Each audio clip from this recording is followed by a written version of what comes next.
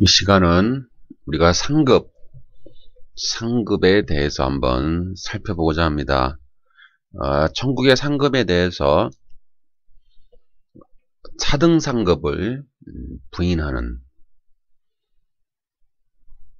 상급은 차등이 없다. 상급은 동일하다, 균등하다.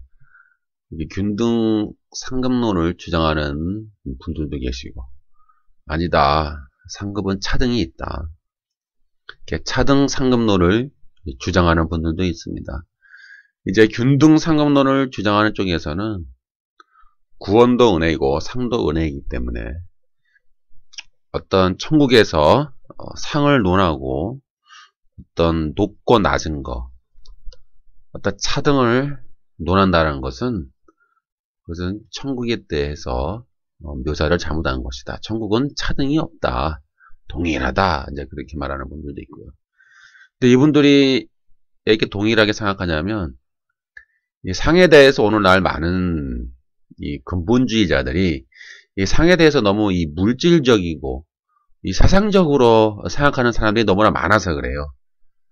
상을 생각하면은 뭐 이 세상 교회에서 열심히 봉사해서 상을 받으면 이 세상에서 물질의 복, 성공의 복, 건강의 복도 받고, 저 세상에 가서는 면류관도 받고, 100평짜리, 200평짜리 맨션에서 살면서 높은 자리에 앉아서 떵떵거리면은 밑에 있는 사람들이, 하인들이 와서 막 수종 들고, 이런 식으로 천국을 생각한다는 거예요, 이 근본주의자들이.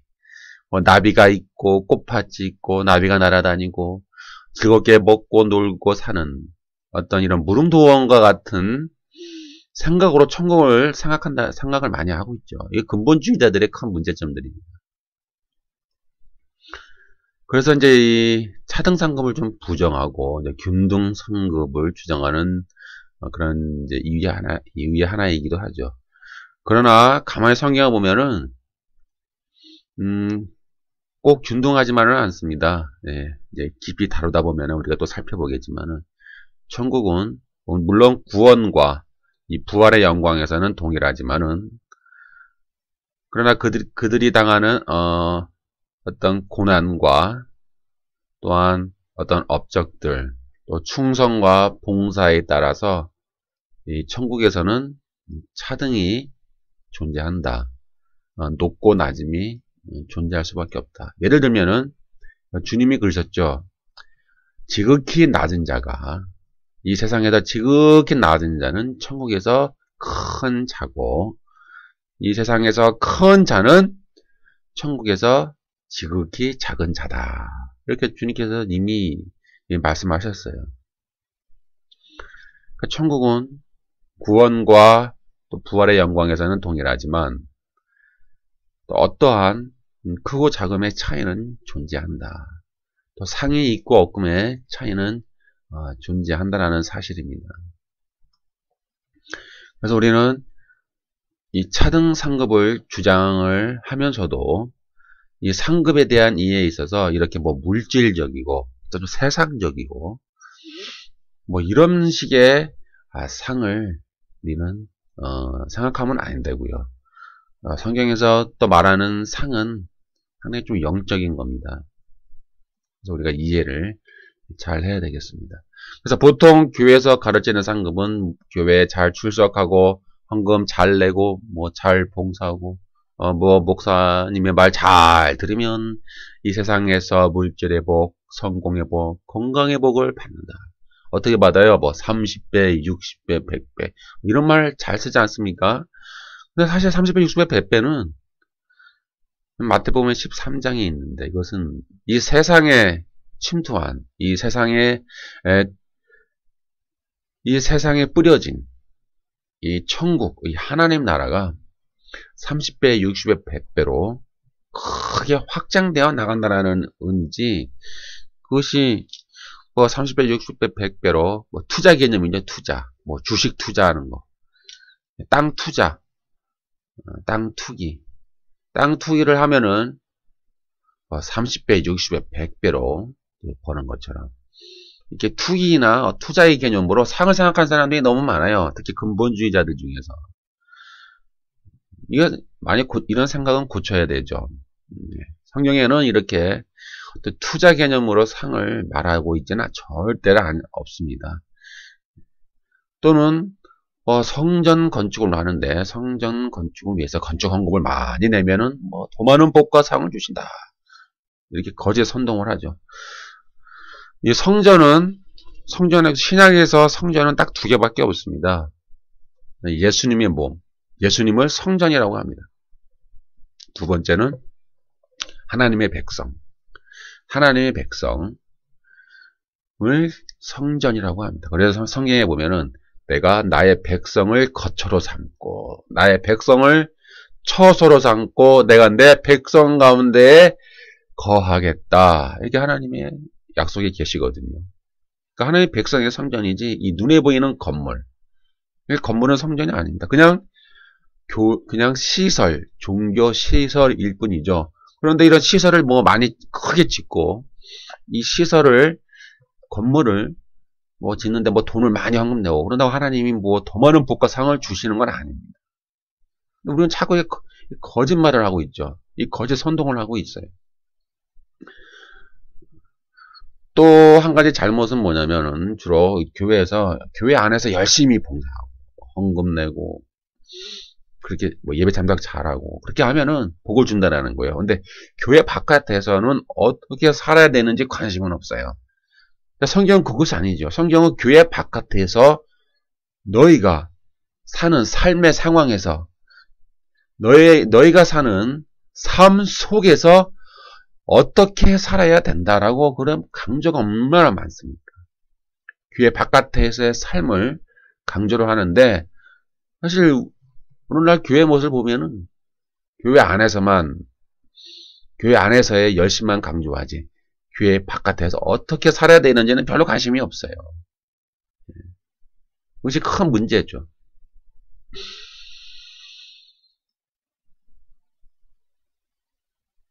그러나 성경은 이렇게 교회 안의 신앙생활과 교회 밖의 삶을 구분하거나 분리하지 않습니다.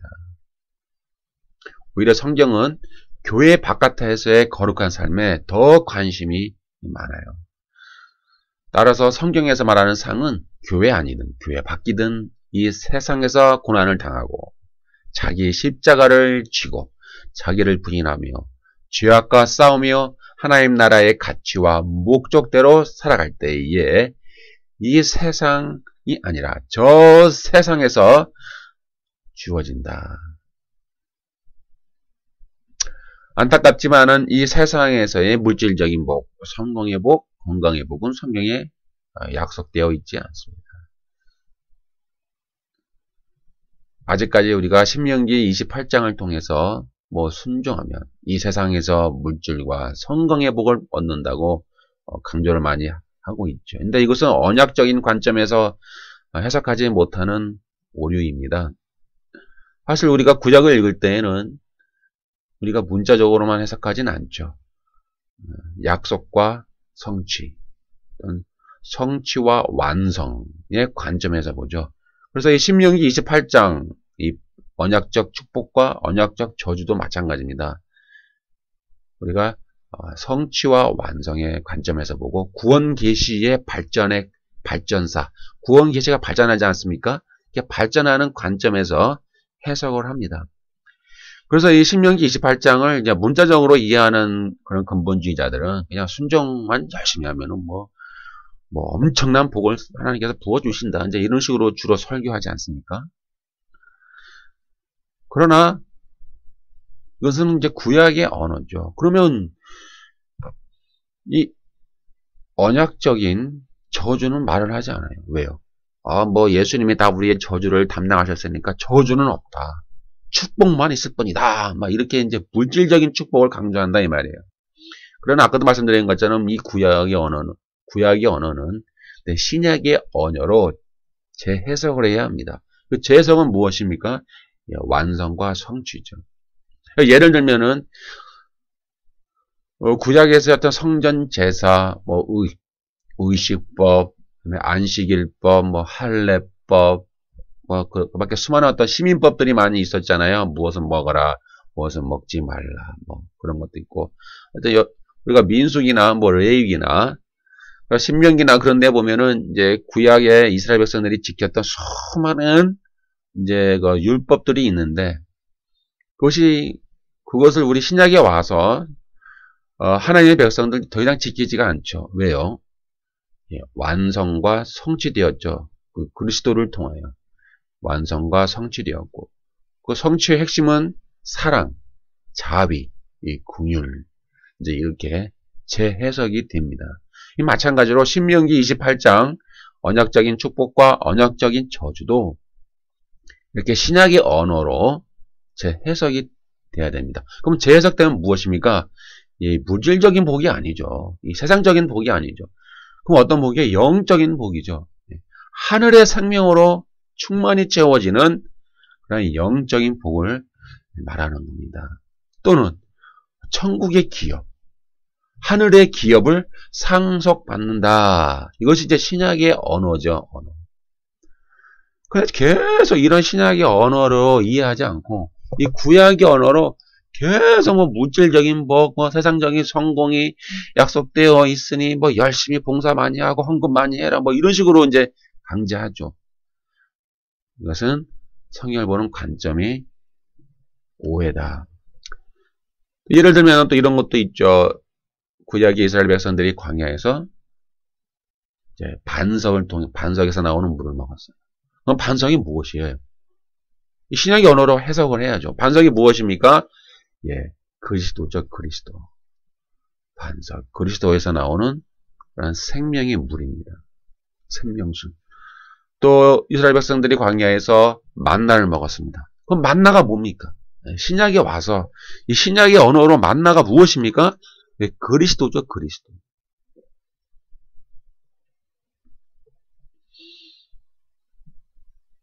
사도 바울도 갈라디아에서 보면은 뭐 율법과 믿음을 서로 비교하지 않습니까? 이제 비교하는 대목 가운데서도 이렇게 구약을 이렇게 잠깐 비교하는 부분이 있어요. 예를 들면 뭐 구약에서 율법은 신의 산이다.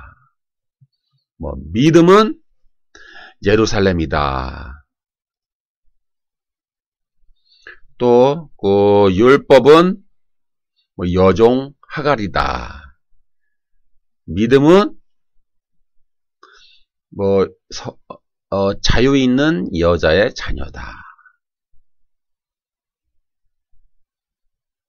뭐 이런 식으로 이제 구약을 빗대서 이제 사도 바울도 이제 율법과 믿음을 이제 신약의 언어로 이렇게 재해석을 해서 이제 설명하는 부분들이 있습니다. 그래서 이제 더 이상 신약에 와서는요, 구약을 이제 문자대로 해석하지 않고요, 구원 계시의 발전 단계와 또 완성과 성취의 관점과 또 구속사적인 관점에서 해석을 해야 됩니다.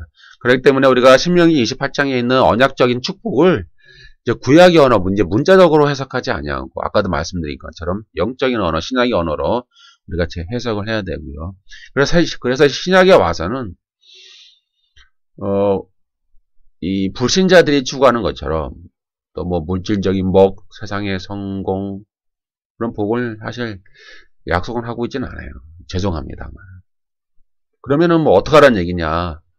그럼 뭐 믿는 사람들은 다 뭐 가난하게 살아야 되느냐? 그 믿는 사람들은 다 그냥 없이 살아야 되느냐? 아니 그렇지는 않죠. 이제 일반 은총의 영역이 있지 않습니까? 일반 은총은 불신자나 믿는 자나 하나님이 이 세상에서 악을 억제하고 또 선을 장려하기 위한 하나님의 통치의 하나의 방식입니다. 그래서 이 세상을 보시면은 학문도 발전하고 있고 과학도 발전하고 있고 많은 사람들이 보편적인 선을 추구하고 있죠. 보편적인 사랑, 보편적인 정의, 보편적인 공의, 보편적인 평화를 추구하고 있지 않습니까? 그리고 예술도 발전하고 있고요. 법도 발전하고 있고요. 다 이것이 일반 은총이죠. 하나님은 일반 은총에 의해서 또 이 세상을 통치하는 그런 하나의 방식으로 사용하고 있고요.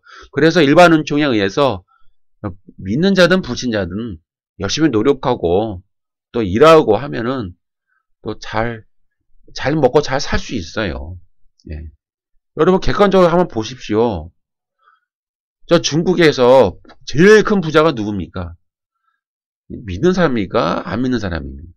예, 안 믿는 사람이죠. 불신자들이에요. 저 중동의 부자를 보세요.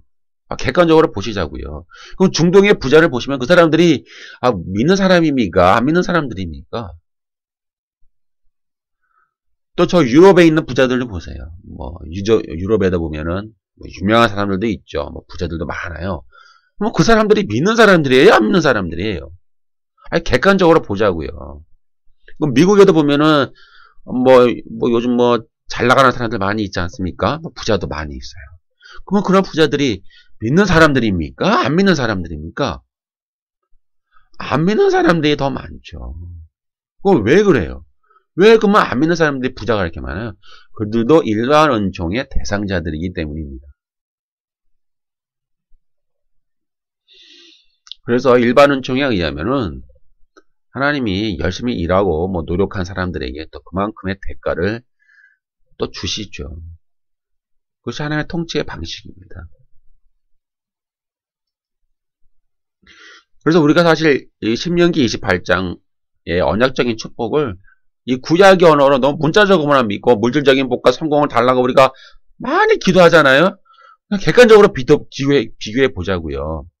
그렇게 열심히 기도하고 믿는 사람들 교회에서 맨날 부흥 강사들이 부흥하면서 복을 받아라 복을 받아라 복을 받아라 열심히 해라 복 받아라 맨날 복하지 않습니까? 그냥 객관적으로 비교해 보자고요. 그럼 세상에서 어떤 사람들이 더 부자입니까? 예? 한번 해보세요. 객관적으로. 그럼 하나님이 실패한 분입니까? 그럼 하나님이 실패하셔서 하나님의 능력이 없어서 그 믿는 자들에게 부자들보다 더 많은 복을 못 주셔가지고 그 믿는 자가 더 많은 부자들이 나오지 않는 겁니까? 그건 아니지 않습니까? 예? 우리나라를 한번 보자고. 우리나라. 이 대한민국에서 이 재벌들, 이 부자들을 한번 보세요. 믿는 자들이 더 많습니까? 불신자들이 더 많습니까? 객관적으로 생각해 보세요. 그러면 하나님의 능력이 없어서 하나님이 너무나 하나님의 권세가 없으셔서 그 믿는 자들에게 그만한 복을 주실 수가 없어서 저렇게 불신자들이 더 잘 먹고 잘 삽니까? 그건 아니잖아요. 근데 왜 이렇게 이해를 잘 못하시죠? 그래서 우리는 이 구약의 이 신명기 28장의 언약적인 축복을 신약의 언어로 재해석을 잘 하셔야 돼요. 그래서 이제 고난받는 자에게 하나님은 특별히 상을 약속하고 계십니다. 그래서 이 천국에는 구원과 부활의 영광에서 차등은 없지만 고난받는 자와 고난을 받지 않는 자, 또 고난을 많이 받은 자와 고난을 적게 받는 자는 천국에서는 결코 동일할 수가 없어요. 왜요? 주어지는 상이 다르기 때문에 그렇습니다. 네, 죄송합니다만은. 그래서 천국이 꼭 균등하라는 법은 없어요. 어느 정도의 차등은 존재합니다. 차등은 존재합니다만은 그 상이 이 물질적인 상이 아니라 면류관 쓰고 사람들에게 명령하고 어떤 그런 권세 부리는 그런 상이 아니라 어떤 영적인 상으로 다음에도 한번 구체적으로 상의 내용에 대해서 한번 살펴보겠습니다만 영적인 의미가 많이 배포되어 있습니다. 그래서 성경은 믿는 자들에게 이 세상에서 고난을 받으라고 강조합니다. 그러면 하늘의 상이 큼이라. 왜 믿는 자는 고난을 받아야 할까요? 이 세상에서 주인인 척, 임금 노릇하는 사탄이 죄와 사망의 폭력적인 힘으로 이 세상을 또 이 사람을 이 세상의 불신자들을 지배하고 있죠. 때문에 하나님의 자녀들을 미워하고 대적을 합니다. 어둠의 세력이기 때문에 이 어둠의 세력들은 하나님의 빛의 자녀들, 이 빛을 싫어하죠. 진리의 빛을 싫어합니다. 당연한 거예요. 그래서 당연히 하나님의 백성을 미워하고 대적할 수밖에 없어요. 그래서 우리 믿는 자들이 이 사탄의 가치관과 세계관과 맞추어서 부패한 커넥션, 검은거래, 탐욕, 만몬을 추구하면은 별다른 갈등 없이 살 수 있어요. 예. 이 믿는 자들이 적당히 타협하고 적당히 뭐 처세술을 뭐 융통성을 부려서 뭐 적당히 세상과 맞춰 살면은 아무 갈등이 없어요. 왜요? 이 어둠의 세력이 미워하지 않는다니까요. 왜요? 자기들과 비슷하게 살고 있으니까. 그러나 이 믿음의 백성들이 진리의 빛을 들고 이 어둠의 세력과 싸우잖아요. 대적하지 않아요? 그러면 우리를 그때부터 미워하기 시작합니다. 자비와 긍휼, 죄와의 투쟁, 또 거룩함으로 무장하고 하나님 나라의 가치와 목적을 추구하면 항상 갈등을 겪고 고난을 받게 되어 있습니다. 당연한 겁니다. 그러므로 고난은 저주가 아니라 복입니다. 어떤 사람들은 그렇잖아요. 아니 왜 고난을 당해야 돼? 고난은 저주가 아니야? 하나님의 백성이 당연히 하나님이 도와주시고 하나님의 백성인데 하나님의 능력이 많으신데 왜 고난을 받아야 돼? 그렇게 생각하는 분들은 뭔가 오해하고 있는 분이다. 왜냐하면 성경은 고난 자체가 복이라고 약속하고 있기 때문에 그렇습니다. 이 세상에서의 고난의 복은 하늘의 상을 약속하고 있어요. 이 세상에서 우리가 고난을 많이 당할수록 저 하늘에서는 그만큼 우리에게 더 많은 상을 약속받고 있고, 그래서 고난받는 신자는 진정한 하나님의 자녀임을 나타내는 징표가 됩니다. 그래서 마태복음 5장 11절 12절에 보면은 나로 말미암아 너희를 욕하고 박해하고 거짓으로 너희를 거슬러 모든 악한 말을 할 때에는 너희에게 복이 있나니 기뻐하고 즐거워하라. 하늘에서 너희의 상이 큼이라. 너희 전에 있던 선지자들도 이같이 박해하였느니라. 고난을 당하면 당할수록요, 그리스도의 생명이 우리의 삶 가운데 밝히 드러납니다. 고난을 당하면 영광의 영, 곧 하나님의 영이 우리 위에 거하십니다. 고난은 지극히 크고 영원한 영광에 중한 것을 우리에게 이루게 하는 하나님의 귀한 목적을 담고 있습니다. 고난은 그리스도의 남은 고난에 동참하는 것이기 때문에 또한 미래에 오는 그리스도의 영광에 참여하리라는 보증도 됩니다. 그래서 고난이 없으면 우리가 하늘의 영광에 참여할 수가 없습니다.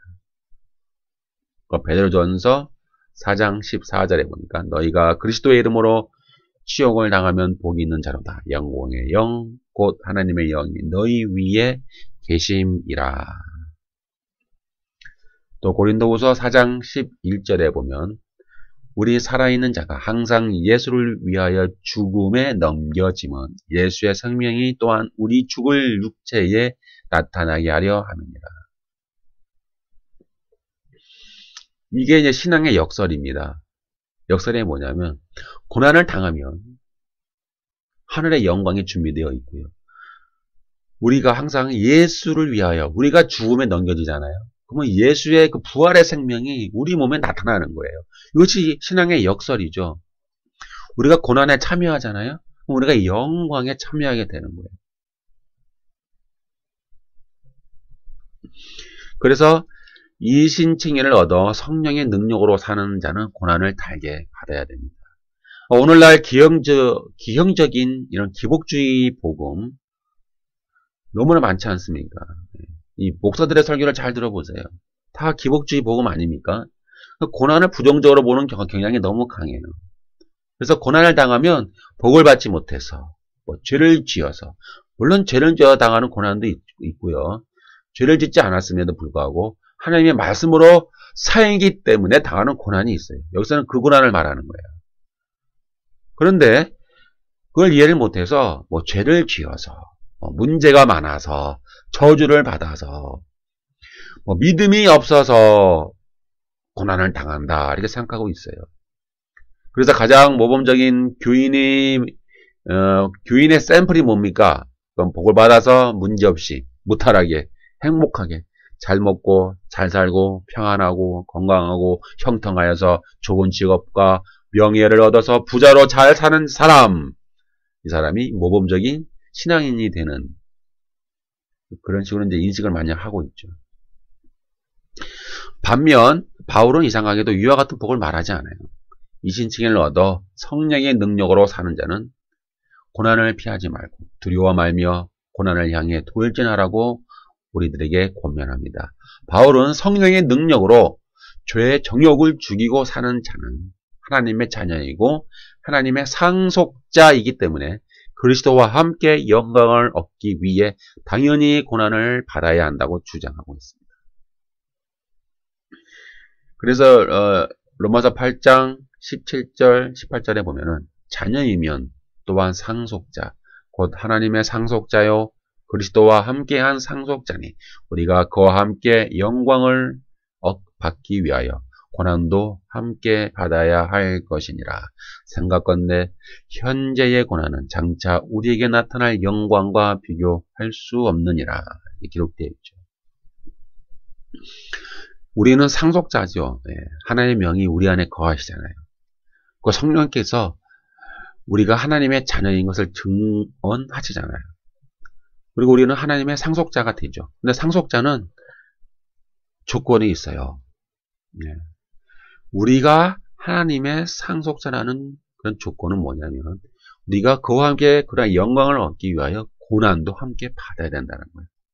고난을 제외하지 않고 고난을 피해가지 않고 고난도 함께 받아야 우리가 그리스도와 함께한 하나님의 상속자라고 하는 징표가 되는 겁니다.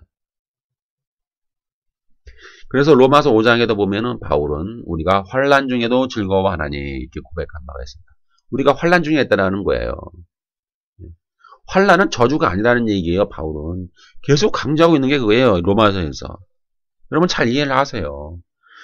환난과 고난은 저주가 아니라 우리 믿는 사람의 징표라는 거예요. 하나님의 백성이기 때문에 하나님의 백성임을 나타내주는 그러한 이 세상에서 우리가 삶을 사는 가운데 우리가 우리의 삶 가운데 드러나는 우리가 당하는 하나의 표징이라는 거예요. 그래서 피하지 말아라는 얘기죠. 피하지 마라. 환난 중에 즐거워해라. 너는 기뻐해. 왜? 환난은 복이야. 또 환난 당하고 있어? 그럼 네가 하나님의 자녀라고 하는 그런 표징이야. 네가 하나님의 상속자라고 하는 그런 표징이야. 너에게는 하나님의 기업이 준비되어 있어. 하나님의 상이 준비되어 있어. 너 즐거워해. 이게 바울이 계속 강조하고 있어요. 그래서 환난은 인내를, 인내는 연단은 소망을 이루는 줄 아미로다. 이렇게 바울이 말하고 있죠. 그럼 우리는 언제쯤이면 이렇게 바울처럼 고백할 수 있을까요? 우리가 언제쯤이면 이 교회 목사들이 이렇게 바울처럼 설교를 할 수 있을까요? 예? 아니 목사들의 설교가 고난을 받아라 너희가 하나님의 자녀라고 하는 징표다. 하나님의 상속자라고 하는 징표다. 환난 중에 즐거워해라. 왜 이러한 설교를 우리가 왜 잘 들어보지 못하냐 이 말이에요. 우리는 항상 복을 많이 주시고 잘 먹고 잘 살게 해주십시오. 건강하게 해주십시오. 좋은 학교에 들어가게 해주시고 좋은 직장 얻게 해주시고 이 세상에서 성공하게 해주세요. 라고 우리는 기도하지만 바울은 야 환난 중에도 너 기뻐할 수 있니? 너는 환난을 받아야 돼. 이렇게 강조하고 있다라는 거예요. 얼마나 이 성경의 가르침과 오늘날 교회 안에서 가르치는 그런 가르치기 차이가 왜 많이 날까? 그런 고민 한번 해보셨나요?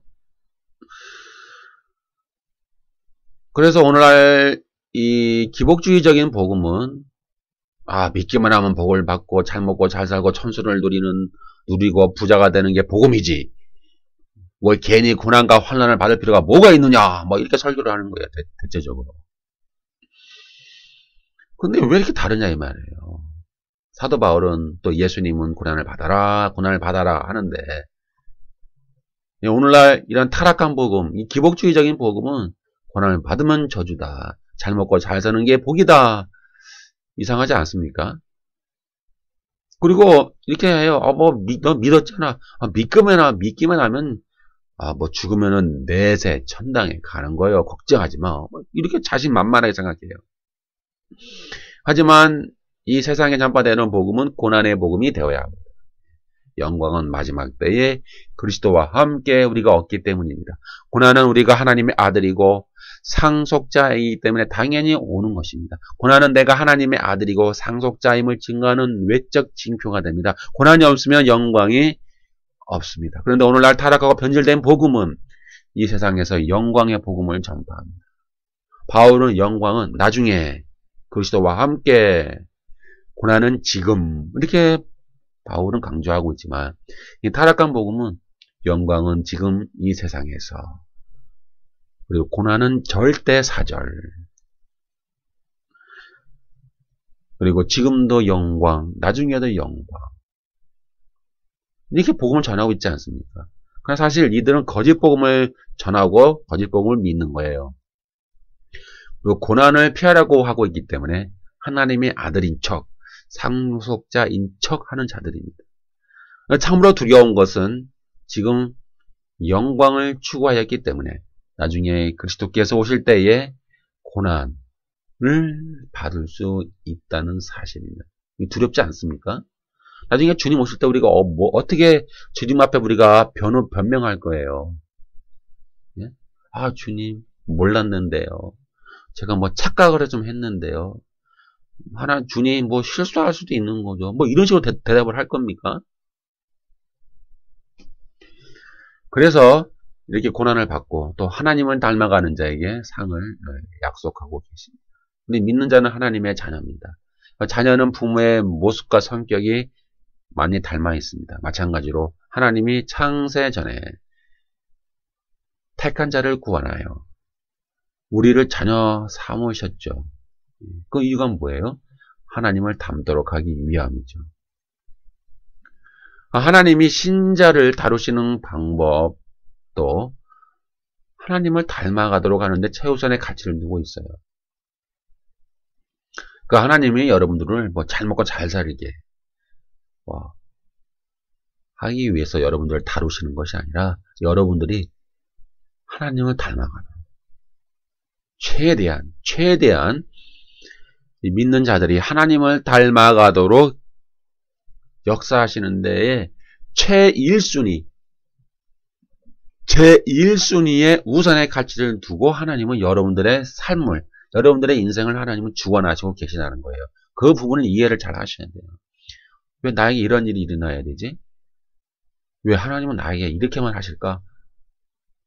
의문이 많이 있잖아요. 왜 그럴까요? 하나님이 여러분들을 하나님을 닮아가도록 만들어 가고 계시기 때문에 그래요.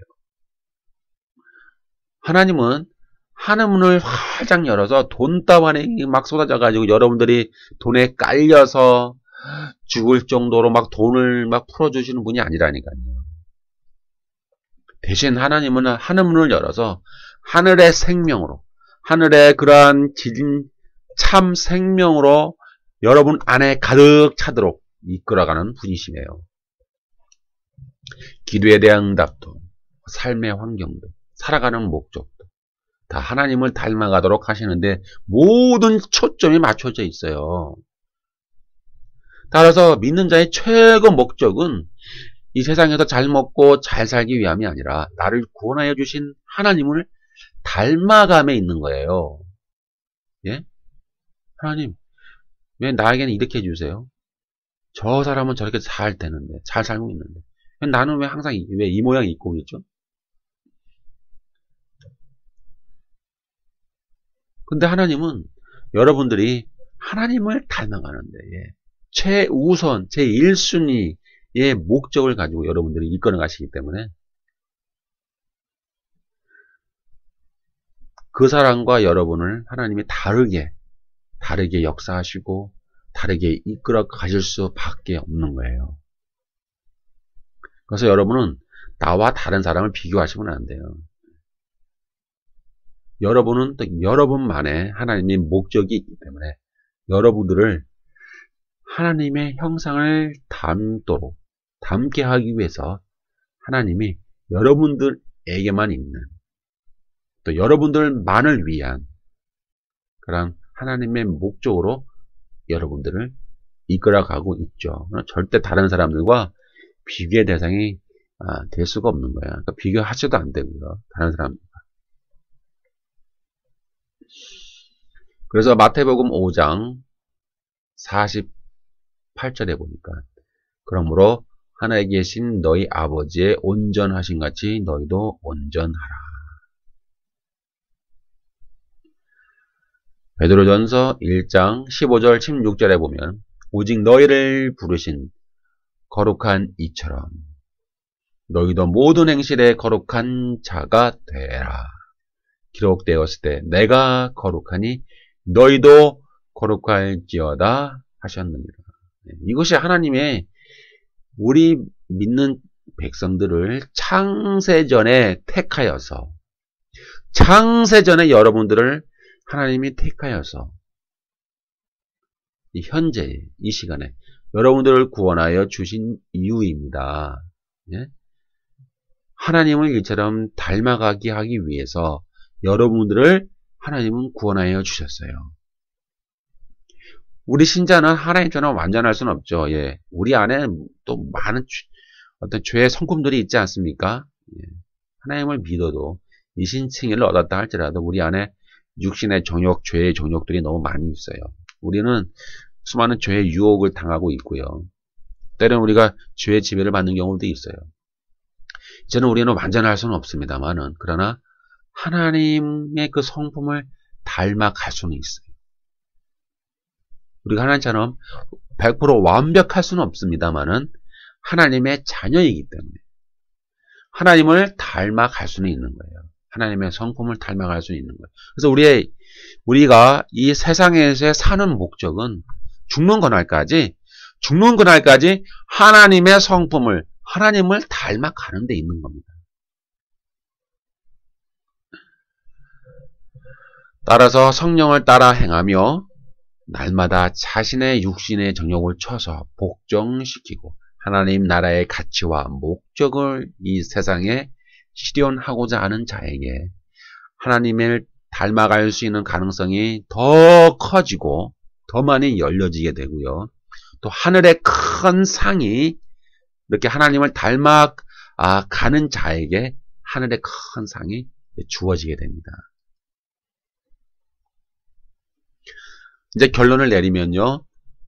우리가 균등 상급을 주장하기는 좀 문제가 좀 있고요.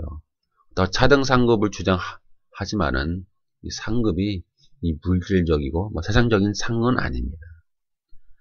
그 부분을 잘 이해를 하셔야 되고요. 우리가 주를 위해서 고난을 받을 때 하늘의 상이 주어지고요. 고난받는 자와 고난받지 않는 자는 천국에서 결코 동일하게 취급될 수가 없는 거예요. 이 부분을 잘 이해하셔야 됩니다.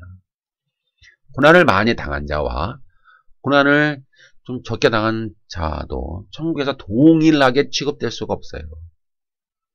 구원과 부활의 영광에서는 동일하겠지만 또 하나님을 닮아가는 그런 수준의 차이에 있어서도 하나님을 많이 닮아가는 사람, 많이 닮은 사람과 또 하나님을 적게 닮은 사람은 천국에서 결코 동일하게 취급될 수가 없죠. 예, 차등이 날 수밖에 없는 거예요. 그래서 우리는 믿는 자들에게 하늘의 상이 약속되고 주어져 있기 때문에 이런 상의 의미가 무엇인가를 잘 이해하셔야 되고요. 특히 영적인 언어로 이해하셔야 되고요. 이 신약의 언어로 이해를 잘 하셔야 되고요. 이 천국은 무조건 균등하지만은 않다. 상이 있는 자와 상이 없는 자의 차이는 존재할 수밖에 없다라는 부분을 잘 이해하시고요. 고난받는 것 두려워하지 마시고 하나님의 형상을 닮아가는 것 인생에 있어서 제1의 목적이 되시기를 주의 이름으로 축원드립니다.